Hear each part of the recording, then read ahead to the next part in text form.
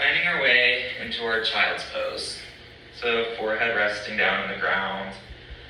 And start to roll the head just very gently from side to side, starting to massage out the muscles of the forehead, relaxing those muscles, relaxing the jaw. Breathing here.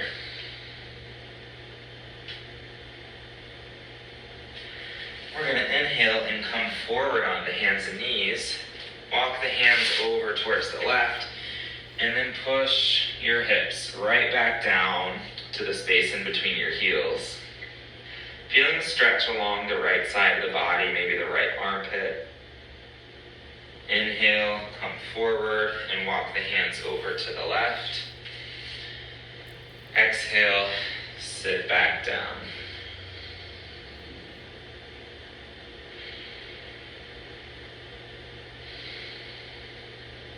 Inhale, come back up, walk the hands back to the middle. Maybe move that towel or blanket out of the way if it's still there. Perhaps putting it underneath your knees, finding some padding for your knees if you know that feels good for you. And we're going to go right into our cat-cow. So we're going to inhale and look forward as the spine drops down. We're arching the back, pressing the feet down. Exhale, push the ground away. Start to gaze in between your knees. Inhale, look forward, cow pose. Exhale, round the spine, push the ground away, cat pose. Go through a couple more cycles of this with your own breath. I start pretty much every yoga practice with a cat-cow. It's a really great way to build some awareness of our spine, to warm up the spine and the shoulders and the hips, to really start to sync up our movement with our breath. It's a really good check-in just to see, how am I doing today? You know, do I feel stiff? Do I feel loose? Is my mind in the right place? What can I do to feel a little more ready? Maybe taking a few circles in your cat-cow, making it a little more creative, circling in one direction, and then in the other. Finding your way back to neutral. We're going to try tucking the toes under, and try pressing your hips back towards your heels, now with your toes tucked under, beginning to feel a stretch to the bottoms of your feet. So what we're going to be working towards first is downward facing dog. One of the most common yoga poses, but it's also very easy to not really do it right. So we want to find ways that we can do poses that are safe and that are intentional and that we're aware of our alignment. And modifying as needed. So continue pushing back and forth onto the balls of your feet. And go ahead and come back to neutral. We're going to extend our right leg back, lifting it up a little bit, spreading the toes as wide as we can, trying to get the pinky toe far away from the big toe. And with the toes still spread out, gently place the toes down on the ground, the heel pointing up to the sky. Make sure your fingers are spread nice and wide too. And start to push back gently into that right calf, finding a stretch there. Inhale, pull your weight forward through your fingertips. Start to push through the toes. Exhale, stretch and push your weight slightly back. This is a very subtle movement. We're only moving forward a couple inches and then back a couple inches. But we're starting to open up that calf on the right side. We'll need to have a nice open calf if we're going to approach downward dog, because it requires a lot of flexibility. Go ahead and put your right leg back, stretch out your left leg behind you, spread your left toes real wide, trying to get your pinky toe away from your big toe, and then place your toes stretched out as wide as you can. Inhale and exhale, push back into your calf. Inhale, come forward. Exhale, stretch. Making sure the toes are pointing forward towards you. and the heel is pointing up towards the sky.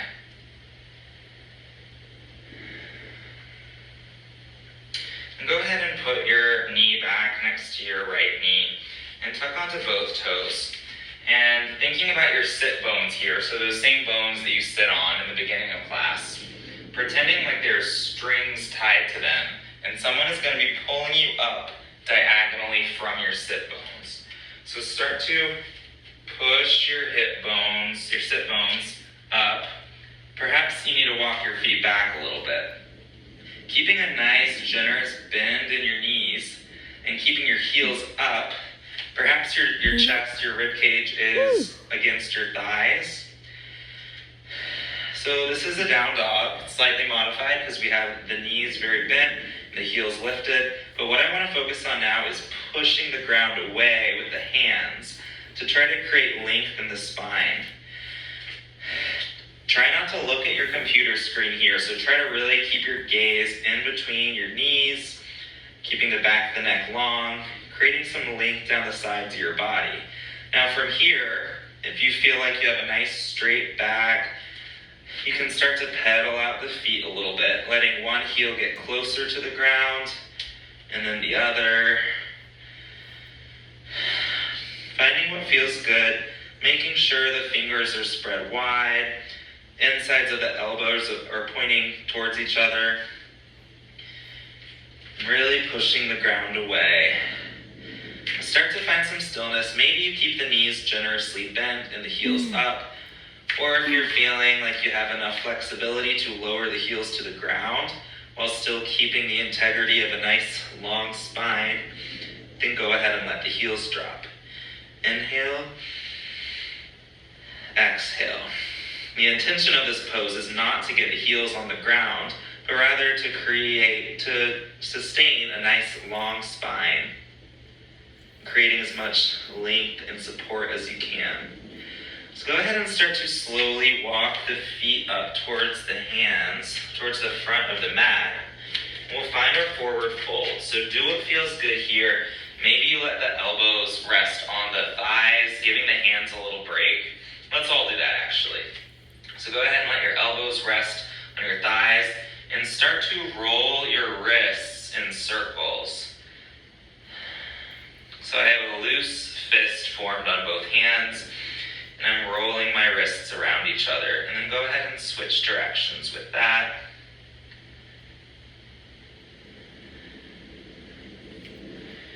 And then find your forward fold once more, either keeping your arms where they are, or maybe grabbing for opposite elbows and folding over your thighs, keeping a little bend in your knees, especially if you have very tight hamstrings. You can also bring blocks under your hands. If you have any issues with the discs in your back or any bone density issues, you'll want to keep your spine nice and long. So considering turning the blocks on their highest setting and keeping the gaze slightly forward, or just staying with your hands on your elbows on your thighs. We'll go ahead and start to slowly roll up to a standing position, circle sweeping the arms up to touch, and then lowering the arms down by your sides, finding our mountain pose.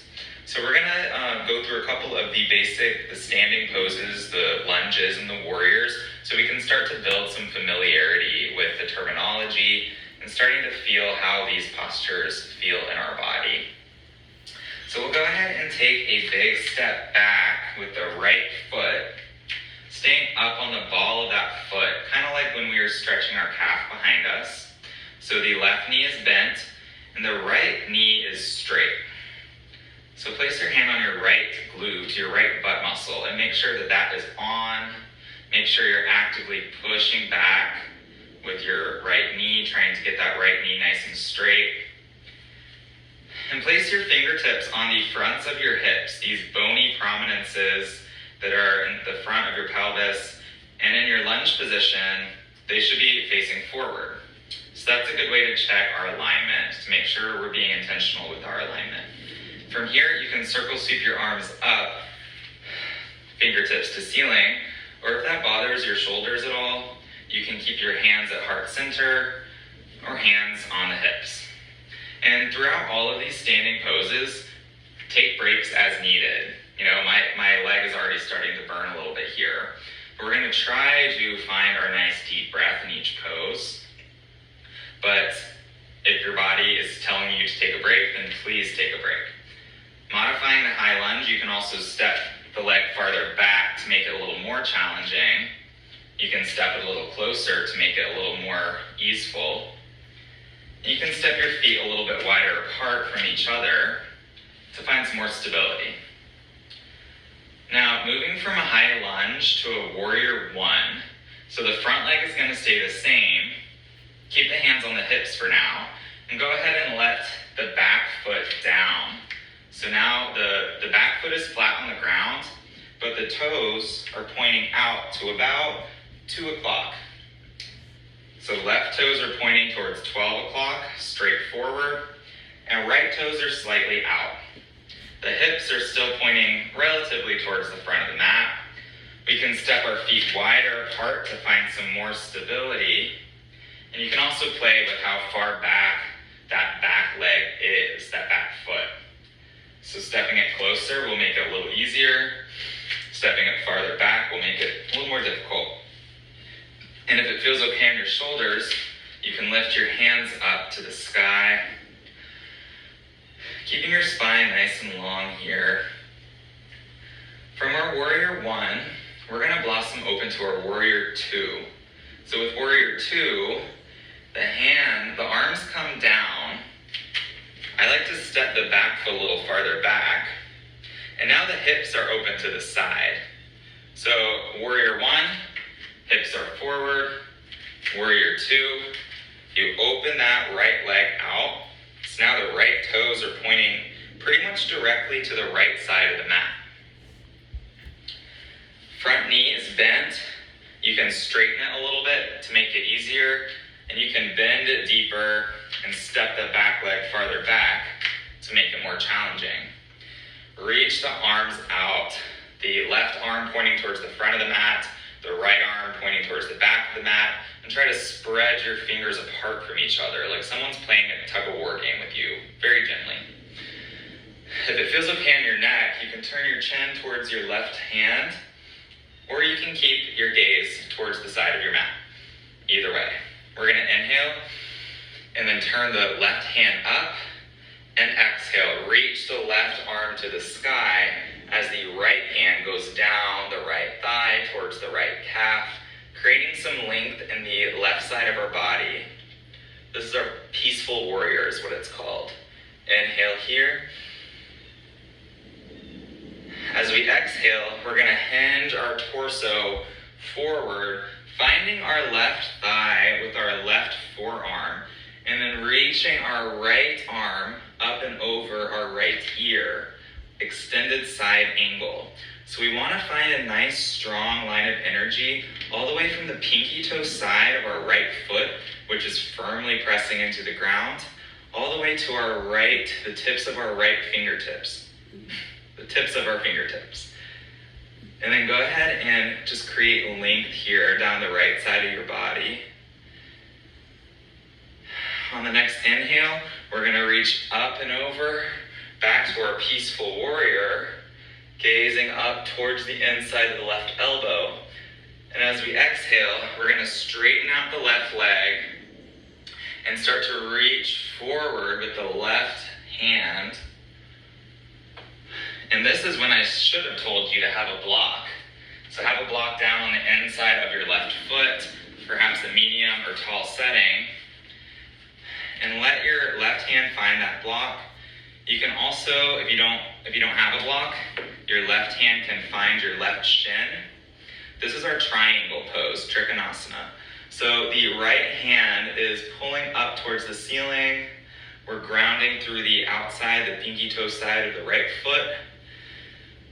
And we're not dumping too much weight into this bottom hand. So we're keeping very strong through the hips and the torso so we can maintain this pose while keeping some length down the spine. We're going to inhale and bend the front knee. Left hand comes up and over, peaceful warrior. Exhale, We're gonna cartwheel the hands down to the ground on either side of the left foot, finding our low lunge position. So from here, we're gonna step back to our downward facing dog. Hips go up and back. And then start to walk forward towards the front of your mat once more. Inhale, stand up, circle sweep your arms up to the sky. Exhale, arms by your side. So now we're just gonna find those poses on the other side. So we're gonna take a big step back with the left foot, grounding through the ball of that left foot, circle sweeping the arms up, creating length down the spine as you actively engage that back leg, turning on that left glute, the left thigh. Inhale here.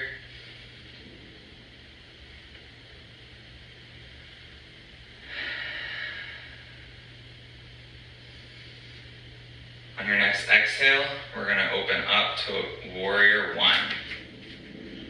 With your Warrior One, making sure you're grounding through that back leg, finding any modifications that feel good. So whether that's stepping your feet wider from each other, or stepping the back foot farther back or farther forward, keeping the hands on the hips or in heart center. Just make sure you're able to connect that Ujjayi breath, that sense of calm, stability, and ease, but also strength and length. We're going to open up to our Warrior Two. So with that, my back foot goes a little farther back. My hips open up to the left side of the mat. Right toes are pointing straight forward. Left toes are pointing towards the left side of the mat. Staying very strong through both legs and reaching the arms apart from each other if that feels okay on the shoulders. Maybe try turning both palms, rotating the arms to turn both palms up to the ceiling if that feels better on the shoulders. And finding an energetic pull of the heels towards each other. So without actually lifting up your feet, try to pretend like your feet are magnetically attracted to each other and find a little bit of a pull, which will give you a little bit more of structural support. We're going to inhale and reach the right arm up and over as we lean back, holding on to our left thigh with our left hand. Exhale, hinge forward and find the right thigh with the right forearm and reach up and over the left ear with the left arm, finding length through the left fingertips, grounding through the outside of the left foot, our extended side angle. Inhale, reach up and back, peaceful warrior. Exhale, triangle pose. Straighten the right leg and start to reach forward as far as you can with the right arm. Eventually, finding the ground, finding a block, or finding the right shin with the right hands. Wherever you are, make sure you feel supported. You feel like you're not dumping your weight down into your arms. Finding that magnetic pull of your feet towards each other. If this is bothering the neck, then keep the gaze down. Otherwise, you can turn the gaze up to look at the top hand. Inhale, stand back up, peaceful warrior. Lift the right arm up and over. Exhale, low lunge. Finding that pivot on the back foot. So now the back heel is up and both hands are down on the ground. And go ahead and step back and lower down slowly onto your stomach. We're going to walk the forearms in front of us now. So fingers spread wide, pressing the feet into the ground and pull your chest through like you're trying to get your chest to point towards the front of the room. The face, the gaze is pointing towards the front of the room. This is our Sphinx pose. As we inhale, we're going to start to work the right arm underneath the left arm and start to crawl the left arm forward. Eventually, both arms are straight, and we're putting our weight down onto our right shoulder, reaching through the right fingertips, making sure the right palm is up towards the ceiling, finding a good stretch through that right shoulder, You can walk the left fingertips farther out if that feels okay. This is our thread the needle stretch.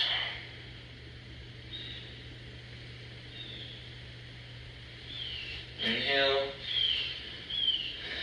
Exhale. Start to crawl back into our Sphinx pose, and we'll move the left arm underneath the right arm, reaching the left fingertips through and crawling the right arm forward, finding a stretch through the left shoulder.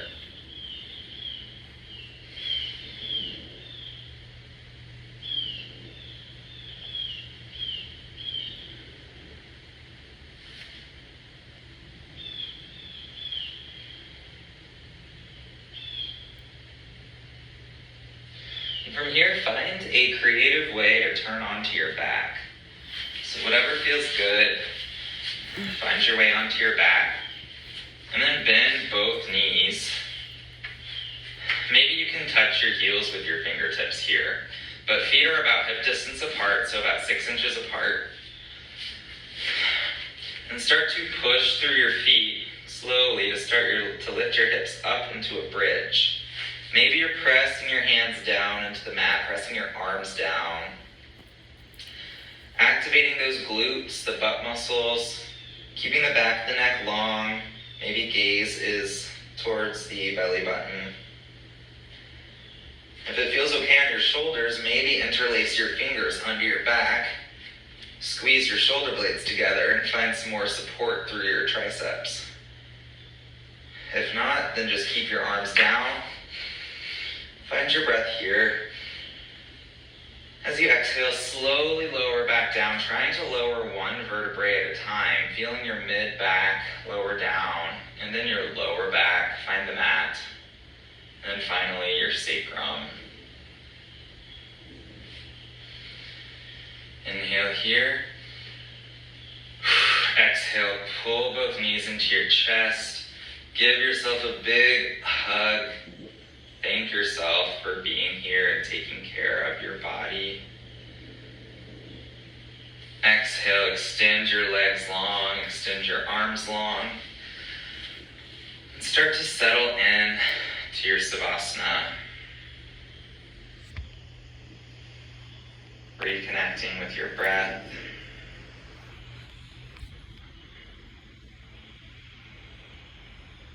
Trying to keep your focus on your breath, how it feels in your body for the next minute or so.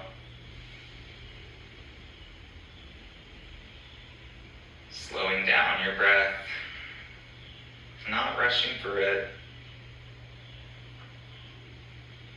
When you're rushing your breath, you're also rushing through your life.